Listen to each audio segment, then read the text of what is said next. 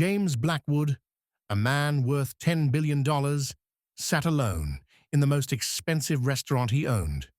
Not in a boardroom suit, but thrift store camouflage, a faded corduroy jacket with rubbed elbows, a washed-out plaid shirt, softened jeans, scuffed work boots. Thick, cheap frames dimmed the command in his gaze. He hadn't come for food. He was hunting something money couldn't buy: honesty. The gilded horn gleamed with brass and glass. Inside, conversation dropped to velvet. Crystal chimed, and the air carried seared beef, old leather, and perfume. The hostess took in his clothes and stored him where such men are stored. The worst two-top in the house, a wobbly table by the swinging kitchen doors. Perfect. From here, he could watch the moving parts, the way servers measured watches and lapels in glances, smiles stretching in proportion to bottle prices. The manager, Geraldine Finch, laughing half a note too loud for city officials, then pivoting to slice a busser with a whisper that stung. A young waiter approached, shoulders squared against fatigue. Roman, said his name tag, uniform pressed, but tired at the seams. Black, non-slip shoes, nearly bald at the soles. The leather at the toes had cracked. Small things that told big stories. "Good evening, sir. May I start you with something to drink?" "House beer," James said. He closed the menu. "And the Emperor's cut." Roman paused for the briefest beat. The steak was $500. He recovered cleanly. "Excellent choice, sir." At the service station, a red high-value alert flashed across the manager's screen. Geraldine crossed the floor in quick, clipped strides. Her smile vanished 2 steps early. "What is this?" she whispered. "Table 32? Did you take a card?" "He didn't seem like he was joking," Roman said. "I didn't want to insult a guest." "When he walks, it comes out of your paycheck," she said, voice soft as a blade. "Understood?" Roman nodded. "I'll take responsibility." James saw it without turning his head. He watched Roman steady his hands as he returned with wine. The Corrigan hissed. The pour was perfect. "Your Cheval Blanc, sir," Roman said. James met his eyes. "Everything all right?" "Your manager seems committed to standards." "We keep high standards," Roman answered, folding a neutral smile into place. The steak arrived. James ate deliberately, pace unhurried. He asked Roman about neighborhoods the way a cartographer asks about rivers, to map the quiet routes. Roman's answers were short and honest. No flattery. Twice, Geraldine drifted past, inventory in glass, plate, stranger. By her second pass, she'd stationed herself in line of sight, consulting with the sommelier and hostess. Posture, "I see you." Eyes, "I don't trust you." When the plate was clear, Roman gathered the silverware. That's when it happened.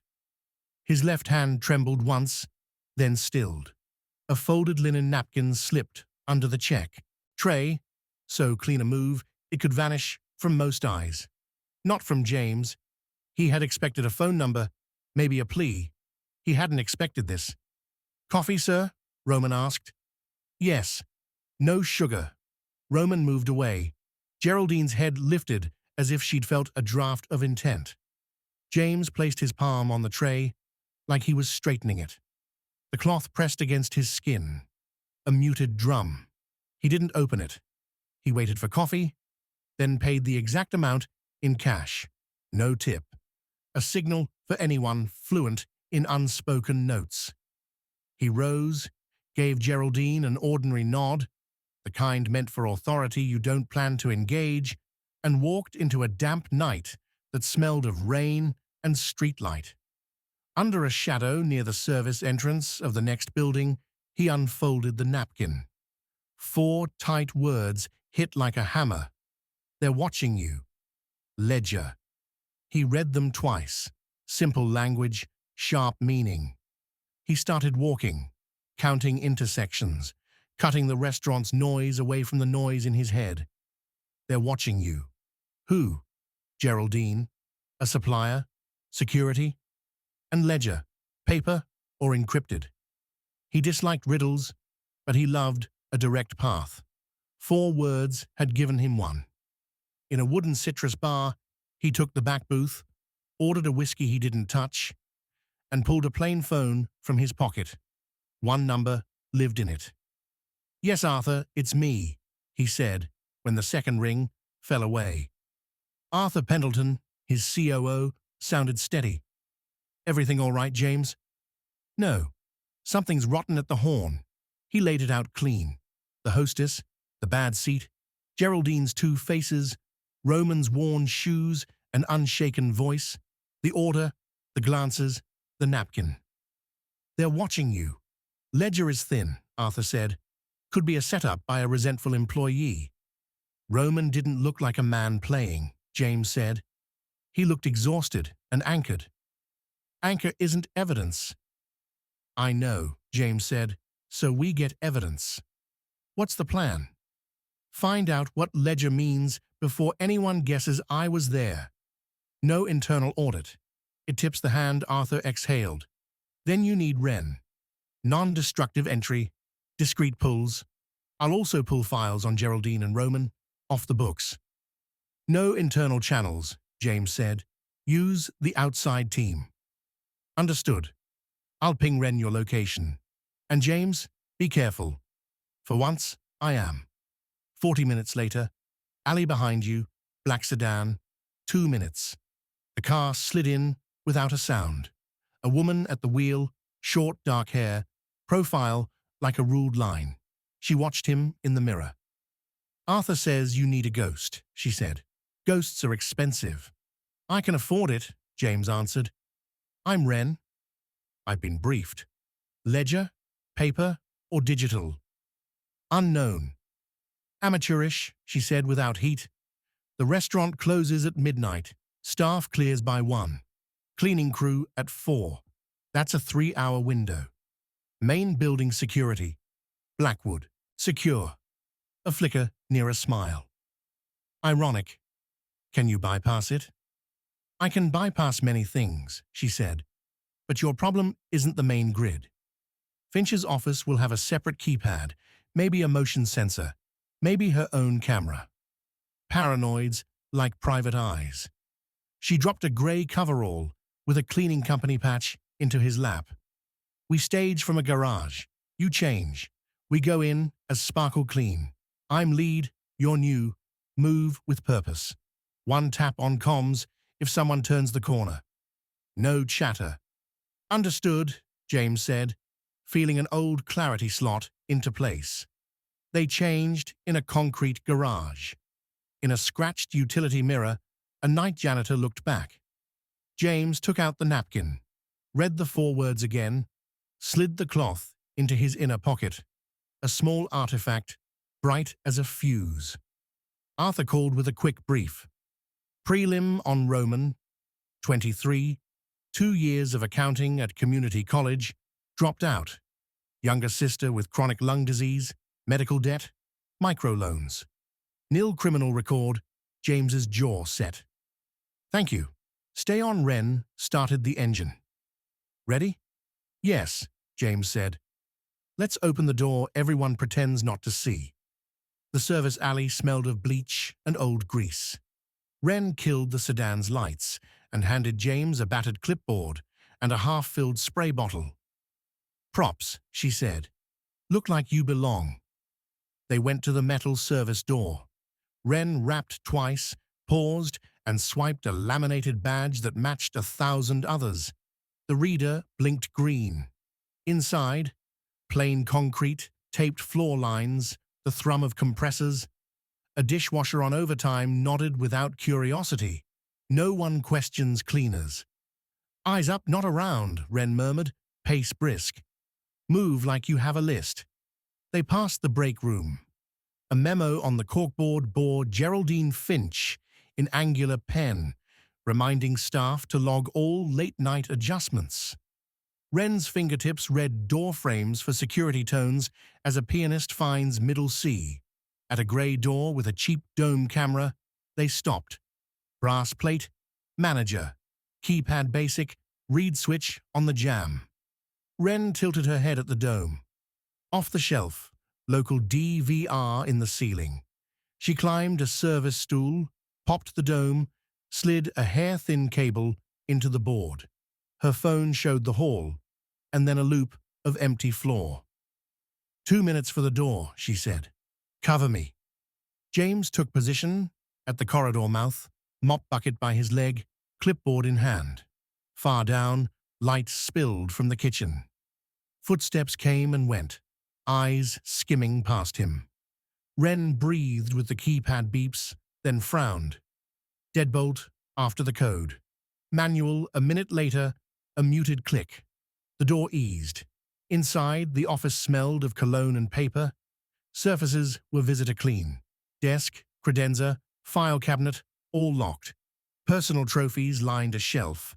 A golf photo with officials, a Little League trophy, a framed quote about excellence, 3 business books with uncreased spines. Trophies, Wren said. People hide passwords in pride. The trophy read 2023 District Champs. In the photo, Geraldine wore a coach's jersey. Number 1. Try the date, James said. Year, month, day, and 1. Wren slid open the bottom file drawer, reached behind it to a recessed digital safe, and keyed 20230601, then 1. The safe sighed. Cash in envelopes. A passport. A black leather-bound ledger with no title. A thin matte black external drive. Nitrile, Wren said to herself, snapping gloves. The ledger's pages were tight columns of Geraldine's neat hand. Vendors, quantities, costs, margins. Prime organic meats appeared again and again, each time dotted in the margin. Pictures first. A pen camera clicked page by page. James watched the corridor, a statue with a clipboard. Later pages. Transfers to Round to be Honest. Initials GF. Arrows from Prime Organic to an unfamiliar LLC. Adjustments booked at a fraction of market price. Wren cabled the matte drive to a brick-sized imager. LEDs crept in a slow parade. Encrypted, partitioned. I'll pull the lot. How long? 6 minutes if it behaves. 10 if it sulks. James scanned certificates on the wall. Food safety, hospitality leadership. A thank you from a charity gala. It all looked right until it didn't. Keyed drawer, Wren said, and picked it. A grease-stained jotter lay inside. Nightly counts. Quick math. On top, PO delivery direct to back. No scan. Time 23:10, underlined twice. PO, James said. Prime Organic. Or purchase order, Wren said. But your way smells right. The LEDs topped out. Wren returned everything exactly where it had been. Ledger, drive, cash, passport. Closed the safe, slid the drawer, wiped prints, reset the camera. They were gone in reverse. Lock, loop off, haul live. In the alley, the night widened again. Wren pushed the images and disk image to Arthur's secure drop. Received, he texted. Working. A follow-up. Prime Organic, not in registry, likely alias. Transfers to West Shore Logistics, LLC. Address appears vacant. More soon. West Shore, James said. Ghostbox. Supply chains love masks, Wren said. We need present tense proof. Arthur again. There are video files on the drive. Encrypted. 30 minutes. Another ping. Found an old notice. Westland Meats. Plant 7 shuttered for contamination. WL in notes. James thought of the underlined 2310. We catch tonight's delivery. Wren swapped the sedan for a flaking white van. At 22:45, they parked with a sightline to the alley. Back camera's wide angle and old, Wren said. Night grain. It'll see trucks, not faces. At 23:09, a box truck slid in, lights off. No branding. Paint the non-color of forgettable companies. The driver knocked twice. A busser cracked the door, stepped back. A pallet rolled down. Boxes without labels. A single sticker clung to the wrap. WL-7. Geraldine appeared in the doorway, blazer off, hair tied back. She signed a clipboard, pointed to the unlit corner, past the red tape line that marked scanned inventory. The pallet went exactly where the system couldn't see. Video, Wren said. The long lens hummed. We have her at the door with the pallet, with the truck. That's enough for a knock. Follow, James said. They tailed the truck south at a 3-car distance to a low industrial strip where streetlights gave up between blocks. Inside a chain-link yard, a bay door glowed blue. A forklift beeped in reverse. On a wall, a stenciled number half-scraped, BAY7. Wren ghosted to a scrub tree along the east wall, took stills, slid back. Her frames were crisp. Plates, bay, clipboard exchange with a stocky man in a reflective vest labeled Rico. Arthur pinged. Warehouse leased to West Shore Logistics LLC. Agent is a cutout. Sublease ties to MP Holdings. Those initials keep surfacing. FDA/OCI looped. They want plates, times, faces. Keep shooting. Enough bones to stand, Wren said. They didn't follow the truck back. They filmed the bay shutting, the blue light winking out, the warehouse returning to anonymous concrete. Now the people, James said. Roman. Wren already had a plan. A freelancer lost a Blackwood Holdings wallet by Roman's feet at clock-out. Roman did the right thing. A courteous courier met him for coffee minutes later, thanked him, pressed a breakfast sandwich into his hand with a quiet, "You look like you could use this." Wren stepped out of a shadow. A friend of the wallet's owner wants to make sure you and your sister are safe tonight, she said. No strings. Roman's eyes searched hers and found steadiness. My sister, he said. She's first, Wren replied. Within an hour, Roman and his sister were in a quiet, serviced apartment under a name that wouldn't trace. Fridge stocked, spare nebulizer on the counter, a phone with one program number. I have work tomorrow, Roman said. You'll still have a job the day after, Wren said. That's the point. When the door clicked shut, Roman held the cooling coffee cup and tried not to cry. He counted to 4 on his breath, the way the clinic had taught his sister. At dawn, Arthur's packet landed. Alley stills, plates, bay shots, property records, ledger summary, threat transcripts, a map linking times and places. Conference room 7, Arthur said. FDA and FBI in an hour. Decide how loud you want this loud, James said. But controlled. Wren texted, they're invisible. You? I'm going back to the restaurant, he replied. As myself. Bring a storm, she wrote, and a mop. It's messy. Arthur didn't send the video files immediately. He sent a warning. Not pleasant. Prepare yourself. Then a thumbnail. Geraldine's office in low light, a slice of desk, the edge of a chair. James put in earbuds and pressed play. Roman sat rigid, hands flat on his knees. Geraldine blocked the door with her body, arms folded. The audio was thin but clear. You mislogged the late meets again, she said, voice cool. Another mistake, and I report you for theft. I didn't, Roman began. You did, she cut in. And before you tell me about your sister's nebulizer schedule again, don't. Compassion doesn't change policy, I'll fix it. You'll do more than fix it. She slid a pad across the desk. Reconcile the prime organic invoices my way. You did 2 years of accounting, use it.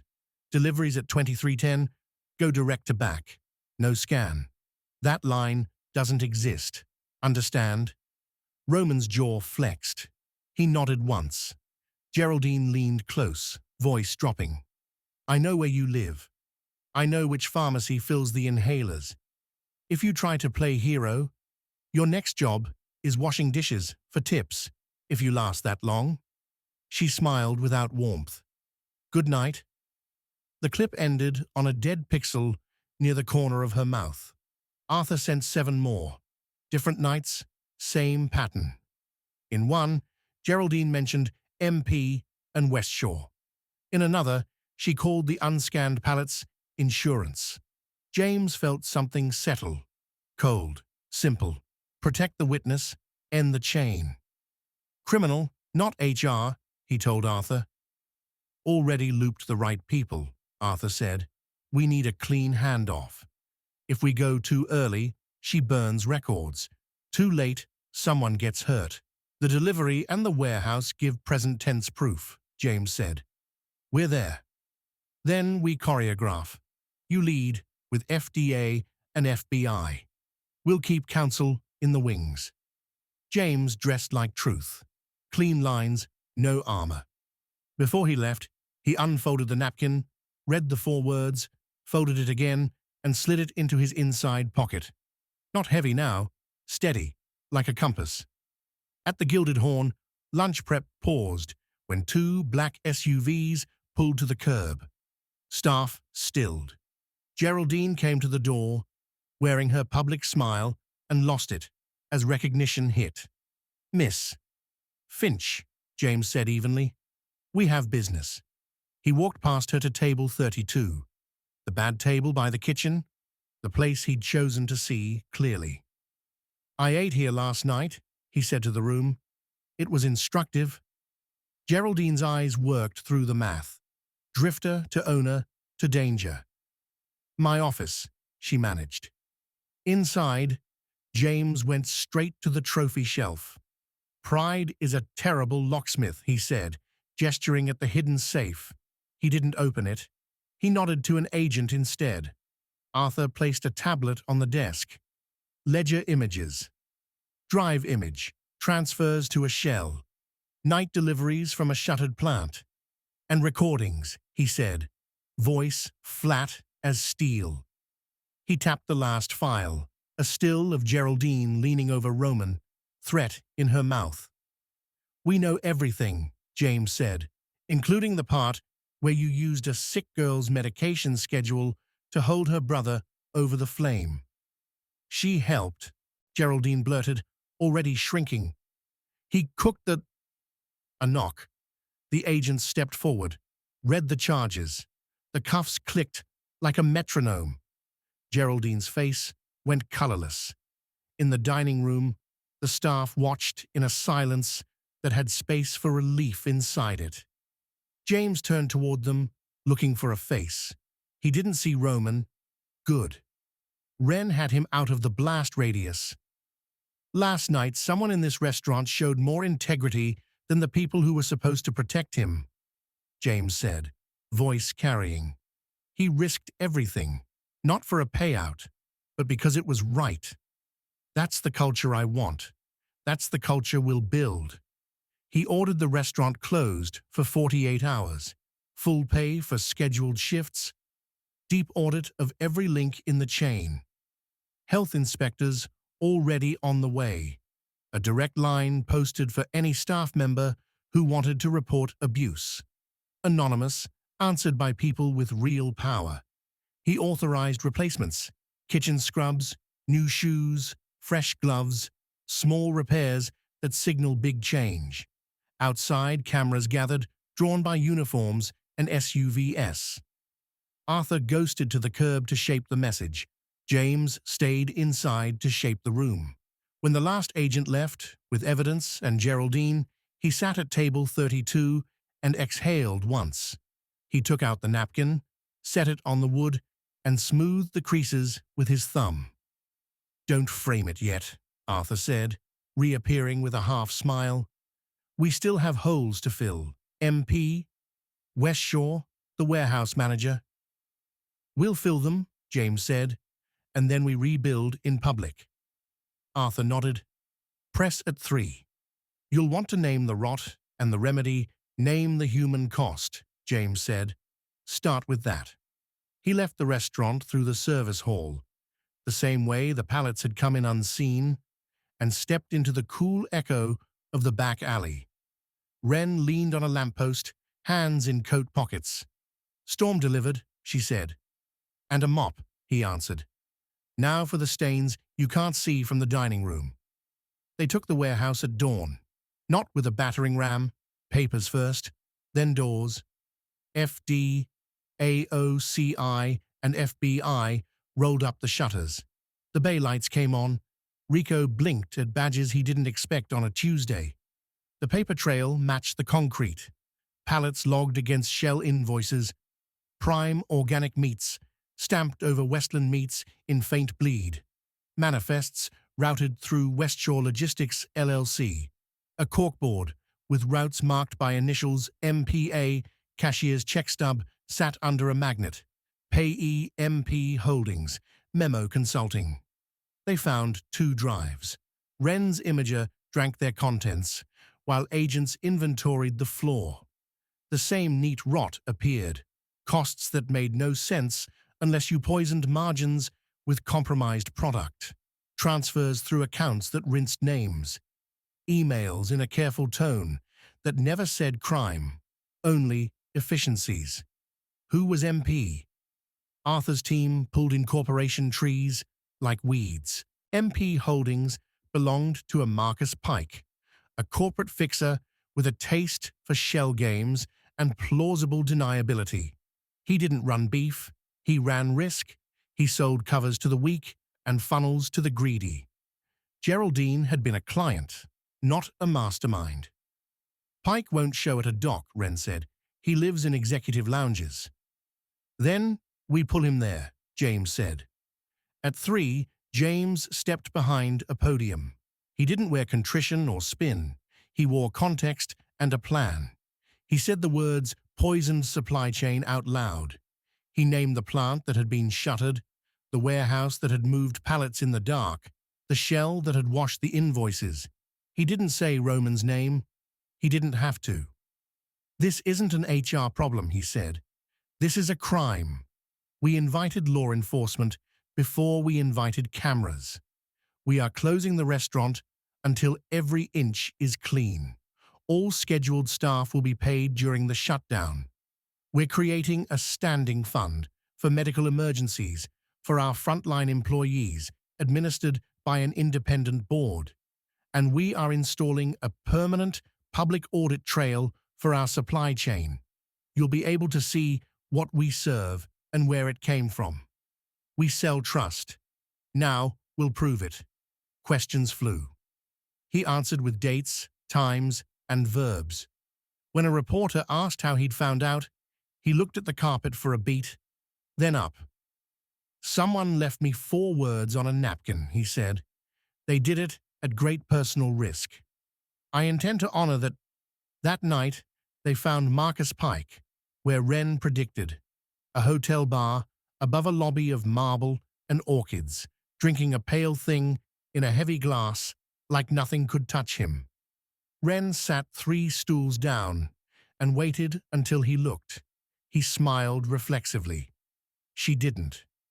2 agents came up like they were asking about happy hour, and then there were wrists, words, rights. Pike's devices were clean like a showroom. Arthur's team didn't care. They had his emails from other people's inboxes. They had wires and stubs and a route map with BAY7 circled in the margin of a planner he thought was poetic because it was made of paper. "What happens to my business?" Pike asked, no one specific, already calculating the plea. "It collapses into the hole it dug," Wren said. "Some holes are useful." James didn't stay for the cuffs. He walked a quiet block, thought about how corruption never announces itself with a fanfare. It whispers like a discount. It hides in round numbers and after-hours deliveries, and the grammar of everyone does it. He had played that grammar long ago, when the stakes were acquisitions, not public health. He knew how easy it was to misname rot as efficiency. He called Arthur. "Tomorrow we meet the board," he said. "We are going to build a thing that outlives my attention span." "An ethics office?" Arthur asked. "Bigger," James said. "A foundation with power over me. And we asked someone with skin in the game to help run it." "Roman," Arthur said. "If he wants it," James said. "He didn't ask for any of this. But he has the one qualification we can't fake."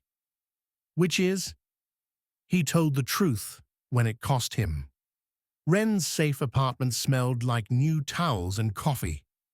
Roman stood by the window while his sister dozed on the couch, a nebulizer quiet as a cat. He looked better. Sleep smoothed his face. But the worry was still there, a thread that wouldn't cut. James arrived without entourage. He left his jacket on a chair and sat at the small table like a guest, not a savior. "Thank you," he said. Roman shook his head. "I almost messed it up," he said. "I fumbled the note. I nearly took it back." "You left it," James said. "That's all the story needs." Roman's eyes flicked to his sister. "Are we safe?" "For now," James said. "Geraldine is in custody. The warehouse is under seal.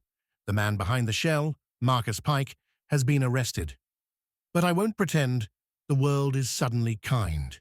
It's just better today than yesterday." Roman folded his hands, thinking. "I can't go back there." "You won't," James said. "Not to wait tables. I want to offer you something. If you say no, you still have housing until you're steady, and your sister's care is covered by a medical trust we're funding regardless. That part isn't contingent on anything." Roman's chin trembled once, then held. "What's the something?" "A job that didn't exist until last night," James said. "Director of Ethical Oversight for the Hospitality Group and liaison to a new employee welfare foundation. 2 parts. You fight for staff when policy fails them, and you watch the supply chain like a hawk. You report directly to me and to an independent board. We'll train you. We'll support you. We need your insistence on plain facts. We need your distrust of easy answers." "I'm a server who didn't finish community college," Roman said. "You're a witness who refused to look away," James said. "Degrees are tools. Integrity is architecture." Roman looked at the sleeping shape on the couch. He looked back.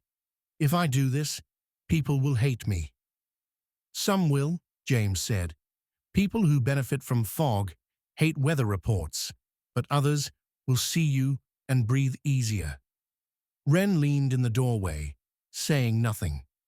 The room held a kind of quiet that felt like decision. "I'll try," Roman said finally. "I don't know if I'll be good." "You'll be honest," James said. "That's step 1 through 10. He slid a small frame across the table. Inside, behind glass, was a square of linen with 4 words in tight, tense script. "They're watching you." Ledger Roman's breath caught. "You kept it."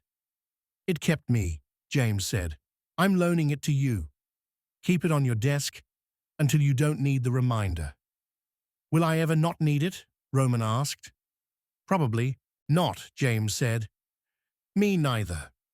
They shook hands across the table like equals. Roman's grasp was dry and sure. That afternoon, James met his board. He didn't pitch. He told them what had happened and what would happen next. He offered his own authority to the oversight structure like a man handing over his car keys to someone better suited to drive in a storm. Some directors resisted. Some didn't. They voted. The motion passed. That evening, the Foundation's charter went to council. The supply chain audit portal went from sketch to sprint. A procurement exec resigned before he could be fired. The head of compliance realized her job had finally become the job she'd always wanted and cried in a bathroom stall when no one saw. At home, James stood at a window that looked out over a city of glass and steel. He had bought views like this to feel large. Tonight, it made him feel small in a way that clarified things, like standing at the edge of a lake at night. He called Arthur. "If I ever start speaking in euphemisms," he said, "remind me of the napkin." "I will," Arthur said, "every time." The gilded horn reopened under a harder light. On the website, a new tab appeared, Supply Chain Live. It listed farms, slaughter dates, lot numbers, inspector sign-offs. A scrolling footer showed current audits with green ticks or red flags you could click to read. Diners didn't have to look. Enough did to matter. Inside, the red tape line by the loading zone now ran to the door, and cameras watched it like a border. No pallet crossed unscanned. The back-of-house schedule added an hour a week for training that wasn't a joke. Shoes were replaced, gloves were stocked. The staff lounge got fresh paint and a bulletin board whose top line read, "If you feel unsafe, here is who you call." Names, not a box. Roman started on the fourth floor of a building that used to house digital marketing. His office had a second chair, always empty for whoever needed it. On the wall above his desk hung the framed napkin, not as a trophy, but as a semaphore. He spent mornings on supplier calls, afternoons walking kitchens, evenings with counsel and auditors, learning the grammar of contracts and the music of invoices. He made mistakes. He said, "I don't know often, and show me more." He asked to see storage temps at random and requested HR pull camera footage when a line cook reported a shove that wasn't how we do things. He was, to some, a nuisance. He slept fine. Ren drifted in and out like weather, showing up when a delivery schedule looked off, or a vendor's cousin owned a warehouse in the wrong zip code. She liked the new work because it assumed rot could be found and named without theatrics. Arthur liked it because the numbers began to make sense at a moral level as well as a margin one. Geraldine took a plea. Marcus Pike tried to sell names, but his world was a hall of mirrors. When the angles changed, there wasn't much left to reflect. On a quiet afternoon, James visited table 32. The wobble was gone. The hinges had been oiled. He sat and ran a hand over the wood, then walked the line in the kitchen and shook a dishwasher's hand, because no one ever did, and said, "Thank you," like a sentence that didn't need a comma. He rode the elevator to Roman's floor. The napkin looked different in a frame, less like a warning, more like a rule. "You look tired," James said. Roman smiled. "I like tired now. It feels earned. How's your sister?" "Better," Roman said. "The trust covered a medication we kept skipping because she's breathing easier." That's a sentence I didn't think I'd get to say. James nodded, throat tight for a second he didn't show. "Good." They stood in the doorway, two men whose lives had been shaped by a small, folded square of fabric. "You know," Roman said, "you could have ignored the note." "I tried being the kind of person who would," James said. "It didn't work." They walked the floor together. In a conference room, a whiteboard bore a new policy draft. In an inbox, a supplier had sent a video of a cold chain handoff, unprompted because he understood the new rules were also a new language. In a hallway, a line cook told a manager to knock it off and knew someone would back him. That night, James recorded a short message for staff. No music, no logo. Just a man at a desk with a city behind him saying, "We're going to make mistakes. We're going to catch them faster. We're going to tell the truth, even when it hurts. We're going to keep each other safe." He didn't say hero. He didn't say culture. He didn't say journey. He said the smaller words that keep their shape when you hold them. When he ended the call, he took a clean linen napkin from his drawer and wrote 4 words on it for himself, in a hand steadier than last week's weather. Ask, verify, protect, repeat. He folded it once and slid it into his pocket. There are ledgers we keep for auditors and ledgers we keep for ourselves. The first, lives in a safe. The second, lives in the space between choice and consequence. Outside, the city was a lattice of light and steel. For the first time in a long time, the view wasn't a mirror. It was a window. And somewhere on a 4th floor, under steady fluorescence, a framed napkin reminded anyone who asked that integrity is not an event, it's maintenance.